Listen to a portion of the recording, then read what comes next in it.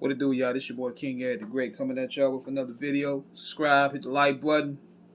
So everybody pretty much heard what's going on between Dame Dash and JayZ and how this partnership of 25, 26 something years is basically coming to an end. With Dame Dash basically trying to sell his stake of Rockefeller away. And you know it's serious. Because it's basically saying that Dame don't want nothing to do with Jay, period. Not even a business partner, not even owning what they worked on together, which was the reasonable doubt.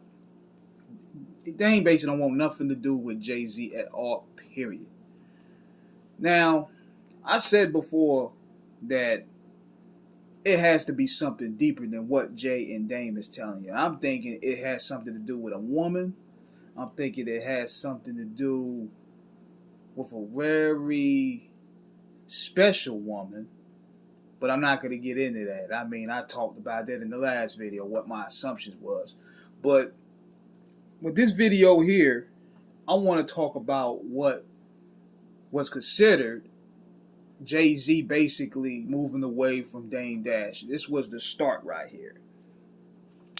And this was the first ever official mixtape that he dropped in April 2003 called the S.Carter Collection. Now, JayZ, he never released mixtapes or unofficial mixes at all. He was usually an album guy, but this was the first time he would ever drop a mixtape, attacking it in ways what 50 Cent was doing at the time and what Lil Wayne was doing it at the time. And what was very vital about this is that this is the first project, to my knowledge, I could say best of both worlds, but this is the first solo project that he did without Dame's input. And he basically said, if you listen to the Rockstar joint, he said that he's cashing out on the Black Album. That's basically a message to Dame Dash right there. He told him straight up, as soon as the Black Album drop, I'm cashing out. I'm leaving. I done made Leo rich, so I'm out of here. So this was the project here that JayZ needed, though, because 2002 he was out of his element.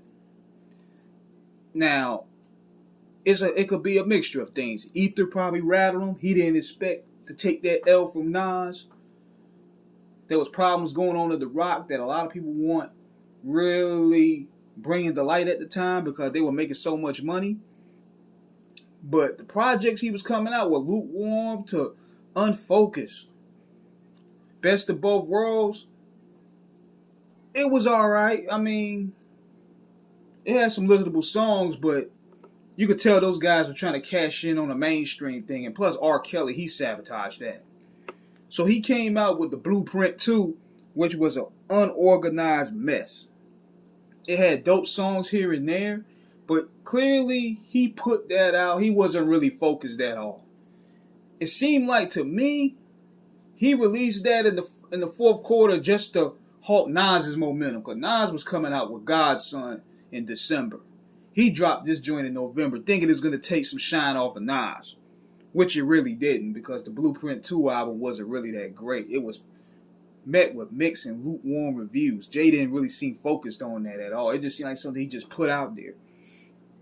But here, the S.Carter Collection, he seems more focused. He seems more arrogant. He's more confident than ever. Listen to the dope freestyles that he did on Flavor in Your Ear. If I Can't, which was the 50 joint. The Shy joint, I Don't Want to Be Alone. And Rockstar. Jay really, he took his arrogance on levels. And it was a new way of doing things. He had Beyonce on the intro. You know you a cold nigga when you got Beyonce on your intro. And her prime. Whoo. So, going on to the project, he had Russell on the interlude. He had a lot of people basically talk about his contributions to the culture, what he meant to the culture. He had some dope freestyles. He put some of his remixes on here, like the joint he did with Michael Jackson. He put Only a Customer in My Lifetime remix. Then he put out the infamous Pump It Up freestyle where he was going at Joe Budden, which was crazy at the time because it seemed like he was throwing shots at Joe Budden. We said he gonna jack his beat. He compared him to Sean Bradley and Harold Miner. I was like, why is Jay going at Joe Budden? Joe Budden is just coming in.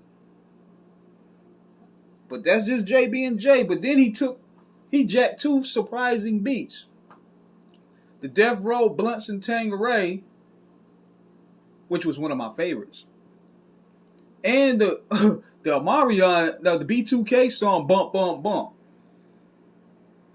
I didn't think Jay was going to be able to flip that.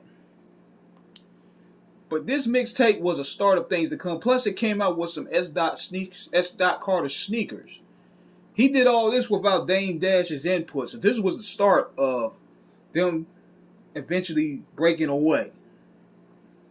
It was a dope project. I mean, 50 was running it roughshod at the time, so he needed to move with the times.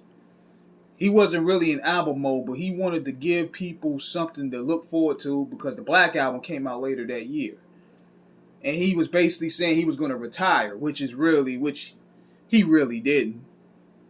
He was just manifesting a new business venture. So yeah, check out that album, or the mixtape for that matter, if you can find it. Some of the songs, half of the songs for that matter, you're not going to find on YouTube, but it might be on Tidal. So check that out. This is King Eric signing out. Holla.